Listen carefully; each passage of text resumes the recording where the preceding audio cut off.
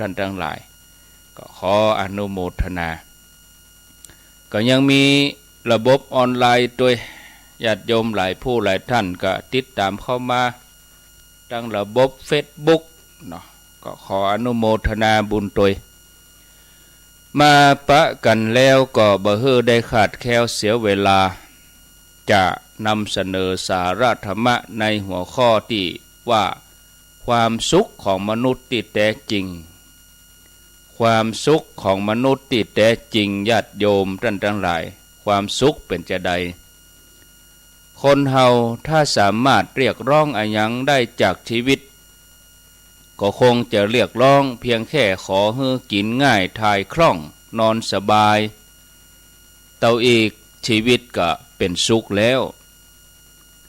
อย่างนี้หลายคนคงต่อว่าในใจว่า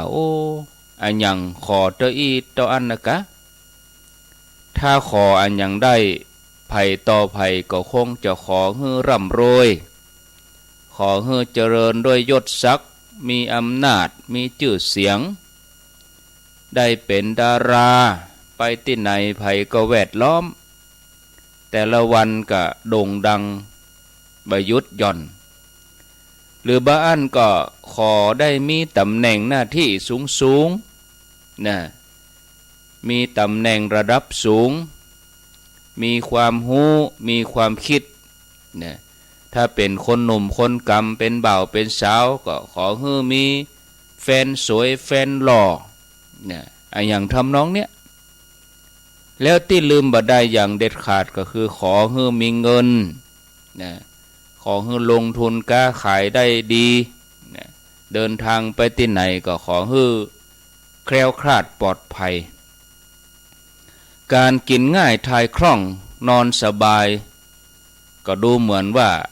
จะเป็นเรื่องพื้นเนี่ย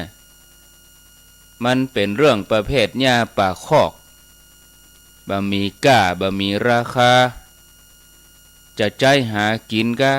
จะเอาไปอวดไผกะก็บ่ได้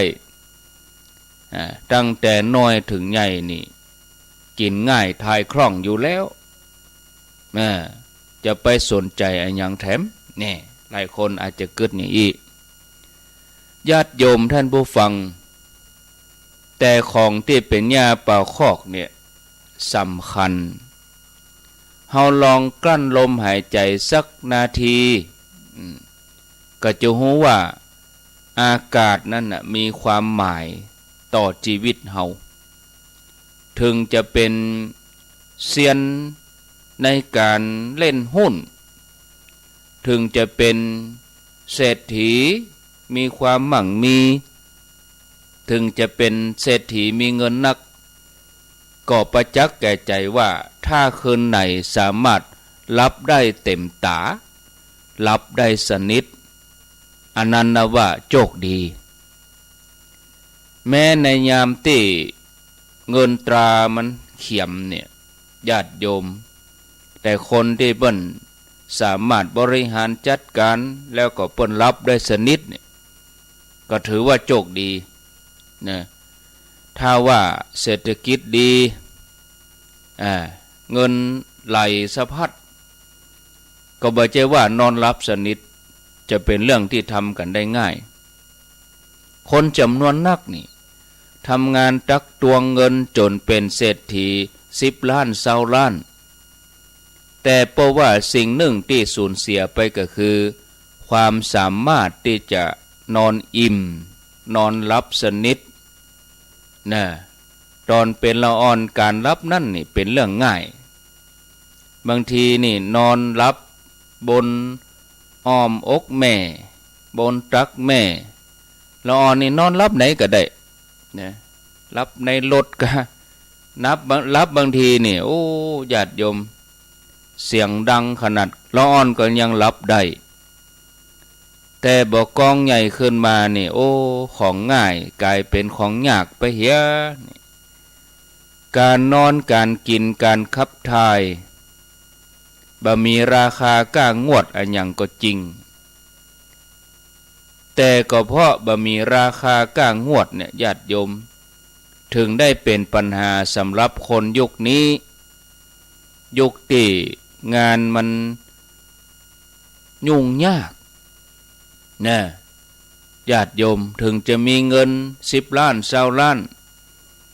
ก็บ่สามารถจะเอาเงินนั่นไปซื้อสภาวะการกินง่ายทายคล่อง นอนสบายได้ถึงวันนี้ปัญหาพื้นอย่างเนี้ยญาติโยมไม่ได้เป็นเจ้าของรถเบนซ์กันหรูเจ้าของบ้านหลังใหญ่หลังโตแม้กระทั่งคนที่มีฐานะปานกลางคนที่มีฐานะยากจนก็เจอโลกนี้ได้มาเหมือนกันท่านผู้ฟังญาติโยมหน้าแปลกก่อที่คนเฮาแม้จะส่งคนไปถึงโลกพระจันทร์นะสามารถเดินทางไปที่ไหนได้อย่างสะดวกสบายสามารถผ่าตัดเปลี่ยนหน้าตาก็ได้นะแต่ว่าเอาชนะโรคนอนหลับบ่ได้มันก็ชนะมันได้นะ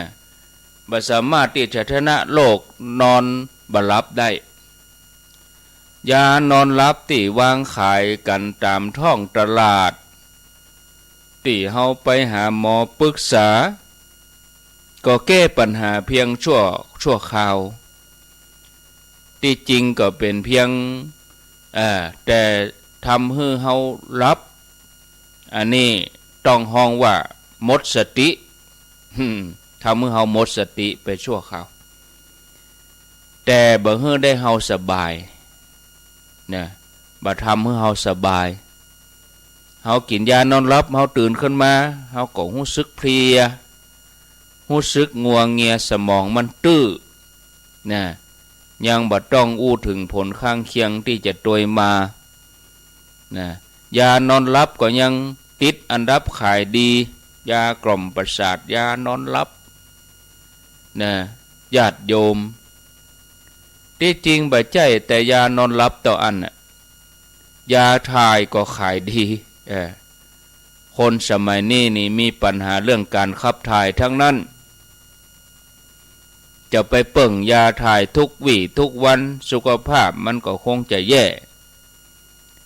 สมัยนี้ไผที่บ่มีปัญหาเรื่องการขับถ่ายนับว่าโชคดีนะเพราะเพียงแต่ว่าปลอดภัยจากโรคท้องผูกโรคฤทธิ์สีดวงโรคแผลในลำไส้ใหญ่หากยังหวังแคล้วคลาดจากโรคภัยร้ายแรงคือโรคมะเร็งในลำไส้แถมตุยบัดเดี๋ยวนี้เฮาฮู้แล้วว่าการรับง่ายทายคล่องนั่นน่ะซื้อหาบ่ได้แล้วก็บ่มีเทคโนโลยีใดๆจะเป็นที่เปิ่งที่อาศัยได้อย่างแท้จริงแต่ก็บ่ใช่เรื่องยากเพียงแต่เฮาปรับเปลี่ยนพฤติกรรมมันออกกำลังกายการกินอาหารมีเส้นใยนักๆอย่างพวกข้าวกล้องผักผลไม้อันนี้ช่วยได้นักญาติโยมทั้งหลายแต่การกินง่ายนี่บ่ใช่เรื่องง่ายนะบางทีคนเฮาไปที่ไหนโอ้บ่ยากผมเนี่ยกินง่ายสบายที่ไหนได้อันนั้นน่ะมันยาก ญาติโยมการกินนี่บางทีเขาก็ว่ากินง่ายมันบ่ใช่เรื่องง่ายต่อใดน่ะบ่ใช่ว่ามีลิ้นแล้วจะกินอะไรอย่างได้ล้ำกินอะไรอย่างได้อร่อยไปหมดการกินของง่ายๆปื้นๆแล้วยังรู้สึกอร่อยนั่นเป็นเรื่องที่เกี่ยวข้องกับจิตใจค่อนข้างนักญาติโยมลำพังการปรับพฤติกรรมร่างกายอย่างที่ตัวอย่างที่ยกมาก็หันจะบ่พอแม้จะเปลี่ยนการกินมากินพักนักๆก็ยังอยากจะปรุงแต่งให้มันลำมันดีให้มันมีสีสันมีรูปลักษณ์น่ากินแล้วก็ต้องเปลี่ยนเมนูเป็นประจำถ้าขืนไปกินสูตรเดียวสูตรเดิมทุกวันอันนี้มันก็กินบ่ลงเหมือนกันทั้งที่การกินบ่ใช่เรื่องง่ายนะแต่น่าสังเกตว่าเวลาคนที่เพิ่นมีฐานะ คนร่ำรวยนักธุรกิจรัฐมนตรี100 ล้านพันล้านจะได้คำตอบตรงกันว่าชอบกินราดหน้าพ่องก๋วยเตี๋ยวข้างทางพ่องญาติโยมลองพออย่างผู้ว่ากรุงเทพผู้ว่าชัดชาติไปทำงานก็ขึ้นรถไปกินก๋วยเตี๋ยวข้างทางข้าวผัดข้าวซอยนี่เนี่ยญาติโยมเฮามาพอไผ่ๆก็ชอบแสดงตัวว่าชอบกินอะไรอย่างง่ายๆนะแต่เวลาเข้าสังคมมีหน้ามีตาเลี้ยงฉลองกันโอ้ไปชอบจัดโรงแรมสั่งอาหารเลิศหรูการกินง่ายๆก็เฮ้อมันลำนั่นน่ะมันบ่ได้อยู่ที่ลิ้นนะมันอยู่ที่ใจตัวถ้าใจให้คุณค่ากับอาหารนะอาหารราคาแพงคิดว่าลำอร่อยก็ต้องกินไปตามโรงแรมกินเพราะต้องการแสดงความโก้รู้อวดเนี่ยการกินพักกินอะไรอย่างที่จะมีรสชาติอะไรอย่างแม้แต่กินกล้วยเนี่ยก็บ่คู่ควรกับลิ้นของตัวเก่าต้องไปชอบกินอาหารที่มันราคาดีราคาแพงอวดได้โชว์ได้ญาติโยมจะหูจักรสชาติอาหารพื้นได้ก็ต่อเมื่อเฮาถอดหัวโขนออกก่อนนะเปลี่ยงเงินทองนะญาติโยมเฮือลงมาจากหอคอยงาจ้างแต่จะดีกว่านี้ถ้าว่าเฮาปรับใจเฮาตระหนักว่าความอร่อยของอาหารนั้นบ่ได้อยู่ที่ว่ามันกระตุ้นลิ้นได้นักเท่าใดอาหารจะมีรสชาติจัดจ้านบ่ว่าหวานว่าส้มว่าเผ็ดชนิดที่ว่าออกมาแสดงออกมาบางทีกินเข้าไปกับมาแสดงออกทางหน้าตาบ่ใช่อาหารอร่อยอาหารนั้นรำรสชาติดีเสมอไปบางทีก็รสชาติเรียบบางทีมันก็เป็นเสน่ห์ของอาหารอย่างหนึ่งเหมือนกันแถมบปอก็ยังเป็นเสน่ห์ที่มีคุณค่านักกว่าอาหารที่รสจัดเพราะบ่เพียงแต่ว่าคุณประโยชน์ต่อสุขภาพต่ออันยังมีผลต่อจิตใจทำให้จิตใจของเขาสงบไปด้วยความสงบเนี่ยญาติโยมช่วยให้เกิดความสุขที่รื่นรมในขณะที่กินอาหารโดยที่บ่ต้องมีเสียงเพลงจากนักร้องมากล่อมนะ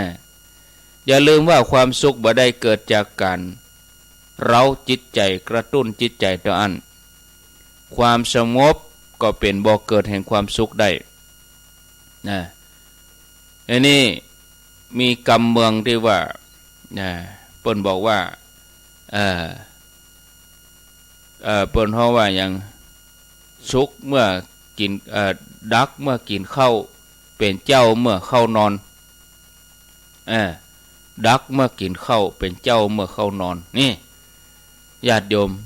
คือมันความสุขนะคงหันแล้วว่าญาติโยม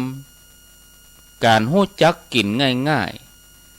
จะว่าเป็นเรื่องหญ้าปากคอกก็ได้นะจะว่าบ่ใจหญ้าปากคอกก็ได้เพราะว่ามันต้องอาศัยคุณภาพจิตระดับหนึ่งว่าไปแล้วแม้แต่การนอนง่ายถ่ายคล่องก็เกี่ยวข้องกับจิตใจเหมือนกันถ้าเฮางุดงิดคิดนักมันก็ลงไปที่ต้องผูกถ้าว่าเจ็บอกเจ็บใจบ่ม่วนอกบ่ม่วนใจอึดอัดคัดเคืองใจก็ทำให้นอนบ่หลับกระสับกระส่ายถึงหลับมันก็หลับบ่อิ่มบางทีมันก็ฝันฟุ้งไปสะดุ้งตื่นขึ้นมาก็รู้สึกว่านอนบ่พอง่วงเหงาหาวนอนตลอดทั้งวันถ้าอยากจะนอนง่ายถ่ายคล่องจริงๆเนี่ยญาติโยมก็ต้องรู้จักปล่อยวางให้เป็นอันนั้นหมายความว่า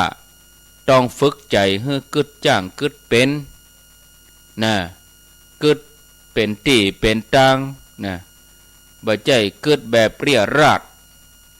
คนที่ปล่อยจิตปล่อยใจกึดไปเรื่อยๆสุดแล้วแต่อารมณ์เนี่ยสุดแล้วแต่ความรู้สึกจะปาไปนี่ง่ายที่จะเป็นคนที่กึดยึดติดกับเรื่องบ่เป็นเรื่องเก็บเอาเรื่องเล็กเรื่องน้อยในที่ทำงานมาเป็นอารมณ์ติดค้างแม้กระทั่งเวลาปิกมาบ้านบางเรื่องแม้จะดูเป็นเรื่องสำคัญแต่ถ้ามกมุ่นคลุ่นคลิดกับมันเนี่ยบ่ฮู้จักปล่อยวางเหตุพ้องมันก็จะเข้ามาครอบงำกายเป็นใหญ่เหนือเฮากำนี้ถึงอยากจะวางมันก็บ่ยอมให้เฮาวางมีแต่จะบังคับใจของเฮาให้กึดปรุงแต่งไปเรื่อยๆไปตามที่มันกำหนดตึงเมื่อวันตึงเมื่อคืนกระทั่งเวลานอนก็นอนบ่ได้เพราะว่าสลัดมันออกบ่ได้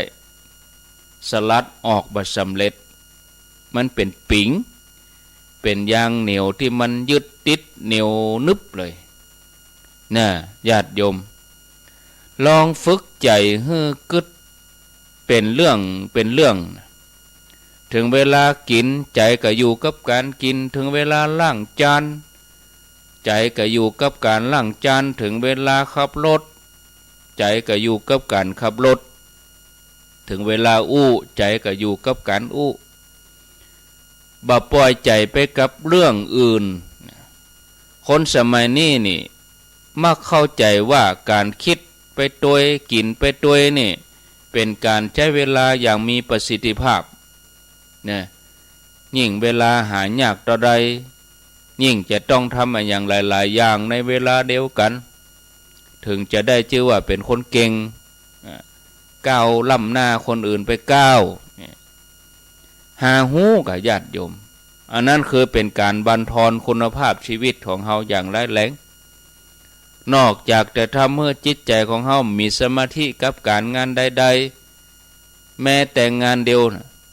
แล้วยังทำให้ขาดสติกึดไปเลยฟุ้งซ่านกลายเป็นคนเจ้ากังวลจมกับความเครียดภัยที่กินอาหารด้วยจิตแบบนี้ก็เกียมยาไว้เลยยากระเพาะยาท้องอืดท้องเฟ้อยาแก้ท้องผูกไว้ไปบ่ปอถึงจะกินอาหารห้องเต้ระดับพิเศษระดับภัตตาคารอาหารจะมีราคาปานใดก็บ่มีวันรู้สึกว่ามันลำตรงกันข้ามกับคนที่มีจิตใจผ่องใสปลอดโปร่งโล่งเบากินอะไรยังก็ดีกินอะไรยังก็ลำแม้แต่จะกินข้าวธรรมดากินข้าวบ่ได้ก็ลำได้เพราะว่าจิตใจสบายกินง่ายทายคล่องรับสบายก็บ่ใช่เรื่องง่ายๆเรื่องปื้นอย่างที่เข้าใจถ้าอยากจะมั่งมีสีสุขก็อย่าลืมตั้งจิตคิดถึงเรื่องนี้โดยอย่าไปมัวสนใจเพียงแค่เรื่องทรัพย์สินเงินทองต่ออันส่วนคนที่มุ่งดับทุกข์ดับกิเลสก็จะไปฟังดูแคลนการกินง่ายทายคล่องว่าเป็นเรื่องโลกเพราะที่แท้จริงแล้วอันนี้เป็นเรื่องแยกบ่ออกจากการฝึกจิตหรือว่าการปฏิบัติธรรมถึงที่สุดแล้วการกินง่ายทายคล่องรับสบายก็เป็นเครื่องบ่งชี้สภาวธรรมที่สำคัญอย่างหนึ่งญาติโยมท่านสาธุชน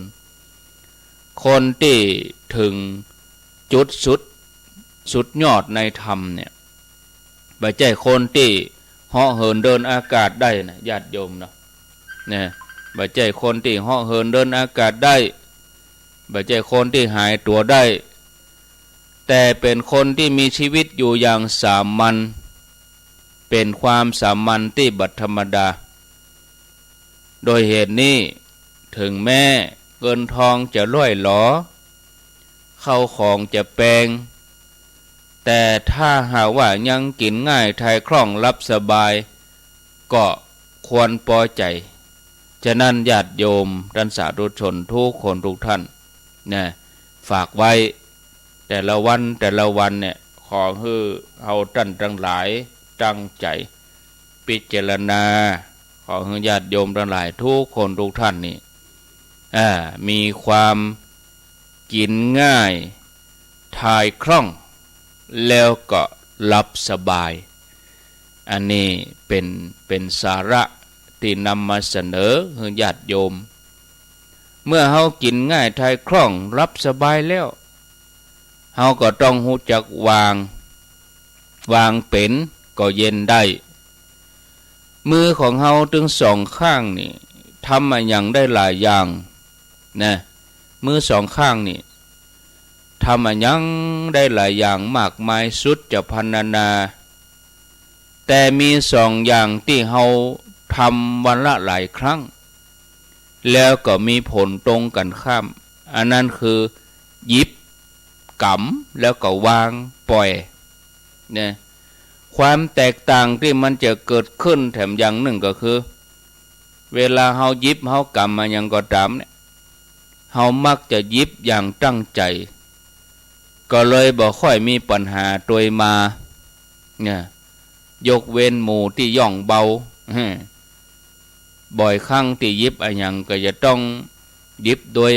บ่หูเนื้อหูตัวก็เพราะว่ามันเป็นนิสัยมือโวยตรงกันข้ามกับเวลาที่วางสิ่งของเฮามักจะทำอะไรอย่างที่ยังบ่สนใจบ่ใส่ใจหรือทำไปด้วยความเคยชินเอาง่ายๆอย่างเฮาไปงานที่ไหนเนี่ยเปิดมีการตั้งโรงทานเปิดเลี้ยงเข้าโรงทานมีนักเวลาเฮาหิวเฮาจะหยิบอันอย่างเฮาเลือกหยิบทำด้วยความตั้งใจแต่เวลาวางเนี่ยนะกินแล้วขว้างหั่นน่ะบ่ได้ใส่ใจน่ะอันนี้มันเป็นถังขยะก็ใจสังขยะก็บ่ใส่ใจขว้างหั่นเลยในชีวิตประจำวันเฮาก็เหมือนกันเวลาเฮาจะใจอย่างเวลาเฮาจะหยิบนี่โอ้เฮาเสาะหาจะหยิบนี่มันตั้งใจโลบ่มีปัญหาตัวมาแต่เวลาใจแล้วจะเอาวางนี่โอ้จะใจแห่งกรรมเสาะหาเอาวางไว้ไหนก็บ่ฮู้นี่ผลที่ตัวมาก็คือว่ามันเป็นประจำที่เฮาจำกุญแจห้องตัวเก่าบ่ได้เอาวางไว้ไหนบ่ฮู้เวลาจะใจแว่นตาปากกาเสาะแล้วเสาะแถมแม้กระทั่งโทรศัพท์ที่เฮาใจทุกวันเวลาเฮาจะใจเฮากำมา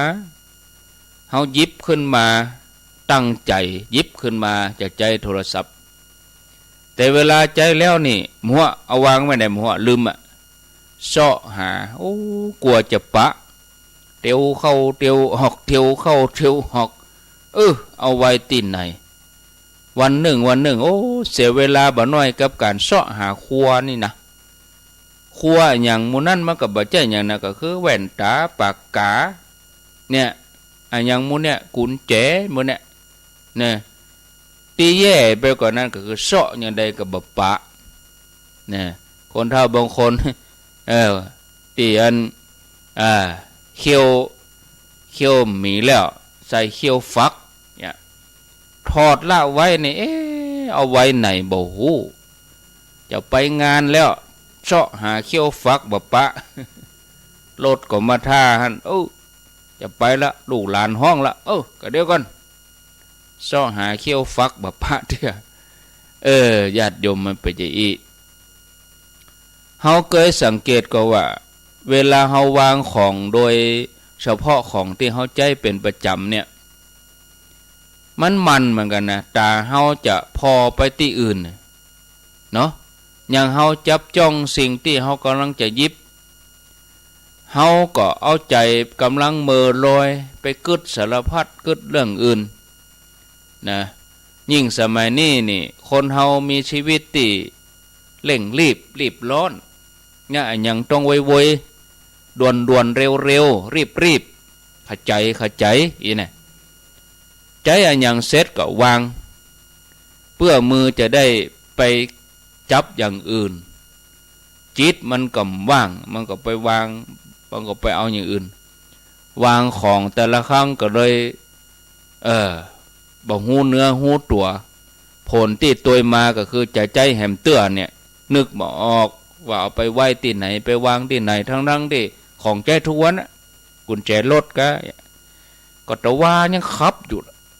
แต่เจ้าก็ยังขับอยู่ประเด็นนี้เอาไปละไว้ไหนบ่ต้องแต่ว่าแต่เจ้าบัดเดียวเนี่ยตะกี้นี่อู้กันม่วนเพื่อจะขึ้นรถโหขจรถไม่ไหนไปไว้ไหนอย่าโมโหจำมาได้ว่าวางเมื่อใดเอาไว้ไหนกระเป๋าที่ใจก็เหมือนกันโยมหลายคนที่มามาทำบุญลืมเสื้อลืมหมวกลืมจ้องบางคนเนี่ยญาติโยมตอนลงรถมาตัวเก่าหิ้วกระเป๋าลงมาได้เต้คำกระเป๋ามาได้เต้วางเสร็จอู้กันอู้เจ้าหมูอู้อย่างอู้ม่วนนะอู้เข้าลืมตอนลูกมากับไป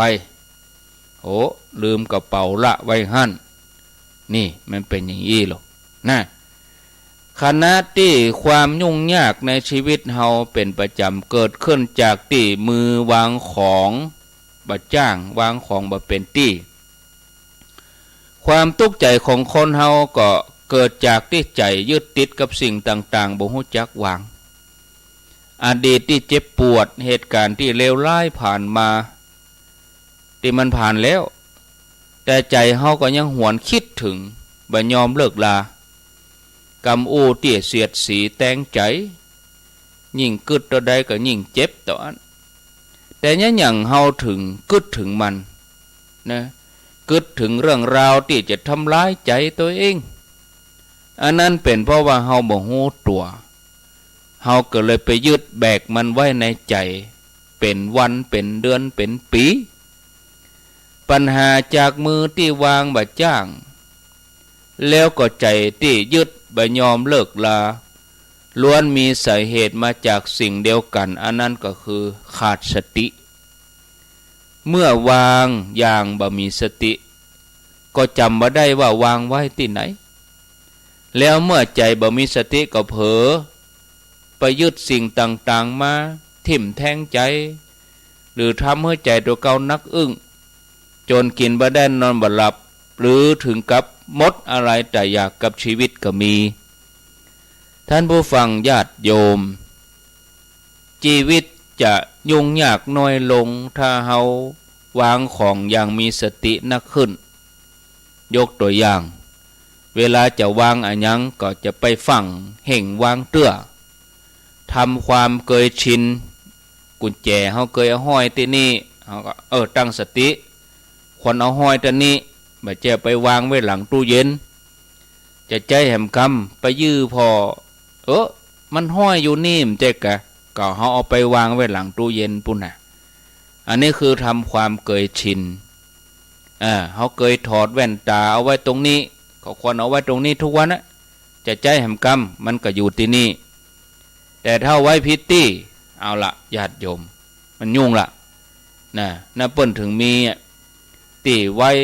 รีโมทตีไว้รีโมททีวีกุญแจห้อยเป็นปุกเปิ้นเลี้ยงกันหั่นกุญแจเป็นอย่างรถกันใดไปกันใดบ่ใจฉุกเฉินมารถมีหลายกันเปียกุญแจนี่ไปชุกกุรถกันปุ้นมันบ่ใจยุ่งหั่นละเนี่ยญาติโยมฉะนั้นทำความเคยชินใจสติแล้วก็พิจารณาให้จ้าลงสักน้อยตั้งสติสักน้อยตาพอไปสิ่งของหรือตำแหน่งที่จะวางจากนั้นก็ค่อยๆวางค่อยๆสวมใหม่ๆมันอาจจะเผลอไปพ้องแล้วเขาก็อาจจะมีสติบ่กี่ครั้งแต่ทำไปจนความเคยชินสติมันก็มาเวยละเวลาวางสิ่งของจะทำด้วยความรู้สึกเนื้อรู้สึกตัวทำไปมันไปก็กลายเป็นนิสัยใหม่มาถึงตอนนี้ก็จะบ่มีเรื่องยากแถมต่อไปถ้าเราทำเป็นอาจินมันบ่ใจเพียงแต่ช่วยให้เรามีสติเวลาวางสิ่งของ บอกว่าเรื่องเล็กเรื่องใหญ่ตัวอันถ้าเฮาปฏิบัติได้อย่างนี้ก็ทำให้เฮามีสติในเรื่องอื่นไปตัวเวลาทำงานเวลากินอาหารเวลาอู้จาพูดคุยกับคนทั้งหลายหลายคนบัดสังเกตว่าวันหนึ่งเฮาวางสิ่งของต่างๆรวมแล้วหลายร้อยครั้งหลายพันครั้งบางช่วงแค่นาทีเดียวเฮาวางของไปเป็น 4-5 อย่างแค่เฮามีสติกับการวางของเนี่ยหมู่นี้สักกึ่งความหูเนื้อหูตัวของเฮาจะเพิ่มพูนส่งผลดีต่อจิตใจเฮาไปโดยว่าใจจ่วยฮือใจลอยบ่ได้น้อยลงไปถ้าเฮายัง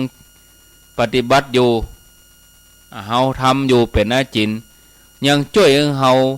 ใจนั่นน่ะบ่เผลอบ่ยึดบ่แบกจนเป็นทุกข์บ่ว่าสิ่งใดที่ผ่านไปแล้วหรือยังมาบ่ถึงแม้แต่การงานที่ค้างคาเนี่ยเรื่องราวปัญหาที่อีลุงตุงนังก็บ่เอามากึดหากยังถึงเวลาหรือเผลอกึดไปแล้วก็มีสติหูตันวางมันได้อย่างรวดเร็วก็จะช่วยให้เฮามีจิตใจปลอดโปร่งโล่งเบาแล้วก็รู้สึกผ่อนคลายถึงเวลาทำงานก็ทำได้อย่างมีความสุขเพราะใจนั่นน่ะมันบ่ได้หยิบเอาเรื่องอื่นมาลกสมองมากวนหัวทำงานก็มีเรื่องงานอยู่ตรงหน้าก็บ่เอาสิ่งที่มันบ่เป็นสาระมาเป็นอารมณ์ก็มีสมาธิในการทำงานอย่างเต็มที่ความสุขความทุกข์ของคนเฮาส่วนใหญ่ถึงที่สุดมามันก็มาขมวดอยู่ตัดที่การวางเนี่ยถ้าวางจ้างวางเป็นก็ดีถ้าวางบ่จ้างวางบ่เป็นมันก็บ่ดีนะจะต้องวางบ่ว่าจะวางด้วยมือหรือว่าวางด้วยใจนะจะทำให้เฮาเป็นสุขหรือเป็นทุกข์ก็ขึ้นอยู่กับเฮาถ้าเฮาวางจ้างวางเป็นชีวิตก็มีความสุขความสงบร่มเย็นนะส่วนจะวางก็นะคำตอบก็อยู่ที่สติแล้วก็ตัวเฮานะตัวญาติโยมเขาทุกคนนี่นะญาติโยมบ่ได้ขึ้นอยู่กับคนอื่นเลยขึ้นอยู่กับตัวเก่าขึ้นอยู่กับตัวเฮาทุกคนเนี่ยนะญาติโยมก็ฝากไว้เป็นสาระธรรมะปกิณกะเล็กน้อยพอที่จะยกตัวอย่างให้ญาติโยมทั้งหลายได้ฟังเป็นสาระธรรมะในเมื่อค่ำยามแรงอย่างนี้ขณะนี้เวลา 18:49 นาทีก็ตีว่าเป็นเวลา50 นาทีอีเนาะแล้วช่วงที่2นี่จะนำเรื่องราวผลแห่งความเป็นอุบาสิกาอาจาระสมบูรณ์คือข้อปฏิบัติเป็นข้อปฏิบัติที่สมบูรณ์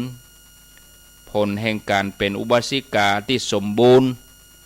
เรื่องราวนี้เป็นเรื่องราวของเทพธิดาองค์หนึ่งนางเทพธิดาองค์นี้มีชื่อว่าพัทธิตธิกาเทพธิดาหรือว่านางพัทธากุมารีนะเป็นเรื่องราวจะได้ก็ก้อยติดตามฟังกันในชั่วโมงที่2ช่วงที่2ในช่วงที่2ก็เวลา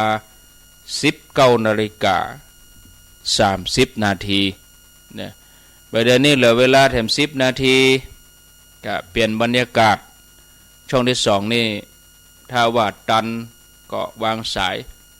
ถ้าบัดตันก็อาจจะบ่ได้วางสายช่วงที่2นะถ้าเล่าถ้าได้บรรยายก็คงจะจับเวลาประเดี๋ยวเกินชั่วโมงถ้าว่าเล่าจบวยก็เหลือเวลาตั้งใต้บุญสัก10 นาทีช่วงที่2ก็ขอให้ญาติโยมเขาได้โทรเข้ามาช ช่องแรกนี้แหม10 นาทีที่เหลือนี่ก่อนที่จะพักเจริญพรญาติโยมฟังจากคลื่นไหนตั้งใดฟังจากที่ไหนแจ้งผลการรับฟังเข้ามาที่เบอร์0998366322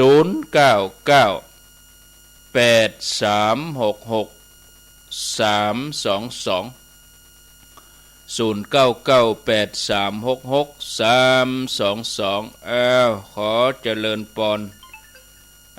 โอ้มีคนฟังอยู่เหรอแม่แรงอย่างอีเนาะแต่สาธุครูอาจารย์เจ้าอะไรเนอฟัง94เนอ94.5เจ้าเป็นอาจารย์เจ้าแม่ฟังดูดีแล้วแม่ไลเป็นกำลังใจท่านแม่ไลภาพเถจะเนาะเจ้าสาธุเจ้าสาธุอยู่ดีมีสุ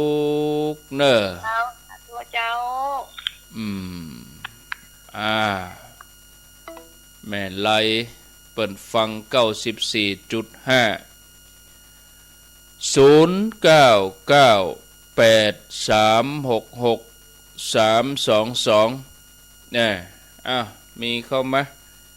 แม่ไลนี่อยู่สันทรายฟังของคลื่นป่อน้อยแม่ทิติวัฒน์ป่อทิติวัฒน์แม่ทิติรัตน์พรหมมินทร์แม่นงป่อน้อยสุวรรณเจริญพรเจ้าภาษาเจ้าฟังอย่าเด้อแม่แสงล่าวังเจริญบ้านวังเจริญเจ้าวังเหลือวังเหนือเนาะใจดีเจ้าสบายดีไปอันนี่ก่อนไปว่าหนองยาวก่อนเจ้าได้ไปแม่งานตั้งเพศก็มีที่น้องแม่จะไปดาควาละมดมูหัวสะดวกก็ไปจะไปช่วยอันแม่จันเทนเขาเนี่ยถ้าสะดวกก็ไปเนอะสบายก็จะไปฝืนเตื้อเดี๋ยวไปเป็นอย่างนักเป็นลมก็เป็นอย่างก็มันจะบ่ม่วนเจริญพร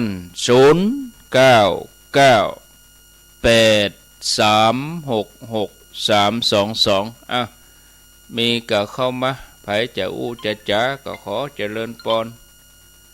เจริญพรเจ้าท่านพระครูแม่อยู่บ้านอุโมงค์ละปูนเนออุโมงค์ฟังคลื่นอย่างคลื่น104.5เจ้า104เปิ้นฮับกรรมเดี๋ยวนี้เจ้าดีกะฟังตั้งแต่กี่โมงแล้วออกหม้อเดี๋ยวก่อน5 โมงนี่กันนะ6 โมงใจ6 โมงปลายนะเจ้าโมทนาสาธุเจริญพรเจริญพ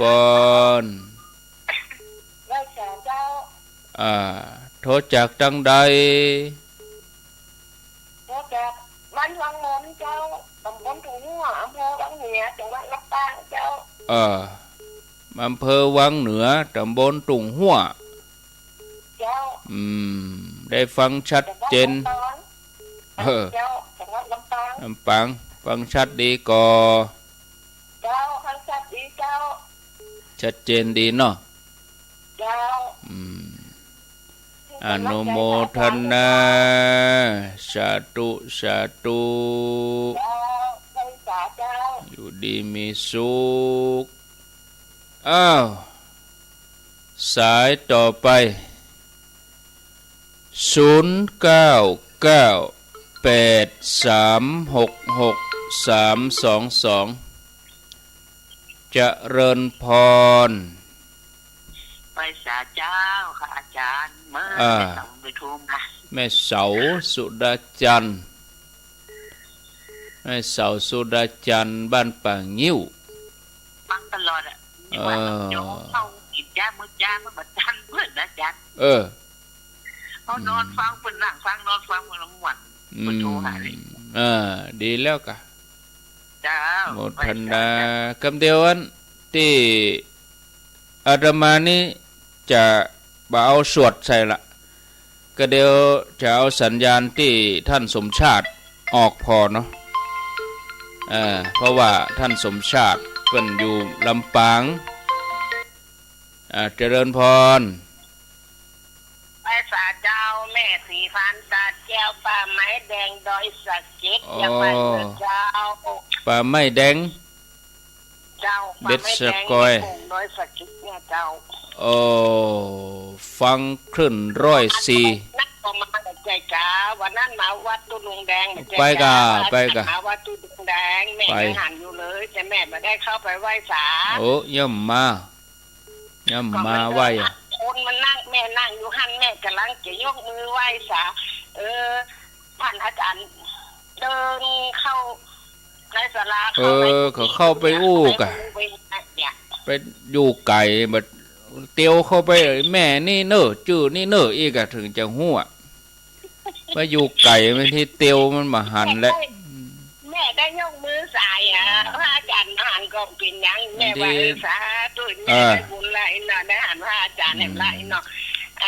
แต่ถ้าบุญดอยนางแก้วพุ่นอาจารย์ได้หันมันได้หันแล้วแค่ถึงวันตอนเขาเตียวไปนี่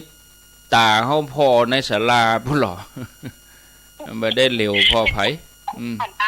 ตอนที่เตียวไปแล้วพระอาจารย์พอในศาลาแม่ก็ว่าพระอาจารย์เหลวมาแหล่แม่ไหว้สาแม่ไหว้สาพระอาจารย์มาแหล่เหลวมาแหล่พระอาจารย์หลวงพ่อทั้งนั้นเป็นเหลวจะได้ได้บุญละยาจ้ะโมทนาจะเป็นเหลวจะได้เจ้าไหว้สาเจ้าสาธุลืมเนอะดังในเวียงก็ฟังที่น่านฟ้าเรดิโอด้วย100.25ที่ป่าแดดในเมืองนะน่านฟ้าเรดิโอเจริญพรฟังต่อเนื่องไปเลยเจ้าฟังอยู่เนอะค่ะพระครูโทษจากที่ไหนแม่ว่าแม่ห่างเจ้าโมทนาฟังทุกวันเนาะสาธุเจริญพรติดแล้วเนอะติดแล้วเจริญพรหลวงพ่อกิจกะใช่แล้วครับเดี๋ยวหมดเวลาแล้วอาจารย์ครับปังโมกเนาะฟังคลื่น104เนาะหลวงพ่อครับ104ไฟหินขอบคุณครับสาธุเดี๋ยวทุ่มถึงทุ่มเกิงนี่ก็เดี๋ยวฟังท่านสมชาติต่อสมชาติชาตะปัญโยแล้วอาตมาจะมาเข้าทุ่มเกิงถึง2 ทุ่มแห่งกรรมเจริญพรครับไม่สาจ้าท่านหลวงพ่อว่าจะได้ฟังจัดเจนอยู่นะฟังจากที่ไหนฟังจากที่ไหนของแม่ของแม่แก้วอวดร่างอนุโมทนาบ้านใหม่วังเจริญพรโทษจากที่ไหน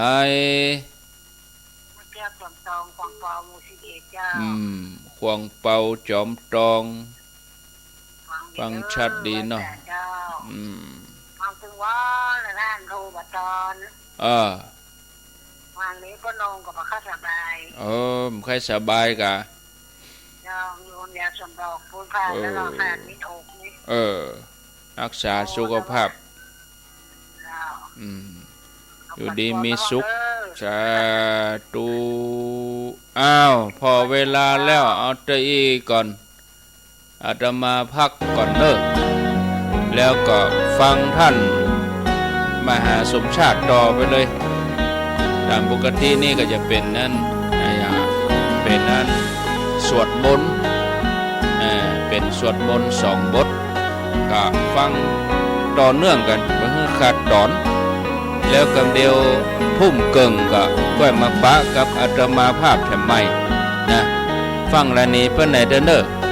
94.5 เพิ่นอาจจะเป็นข่าวจากกรมประชาสัมพันธ์สักเกิงชั่วโมงแต่ว่าเครือข่ายคลื่นสีขาวนี่ก็เดี๋ยวฟังท่านสมชาติชาตปัญโย ตีตุงโป่งกุนต่อเนาะเรามาขอได้พักไว้เตออีกก่อนอายุวันโนสุขังพลัง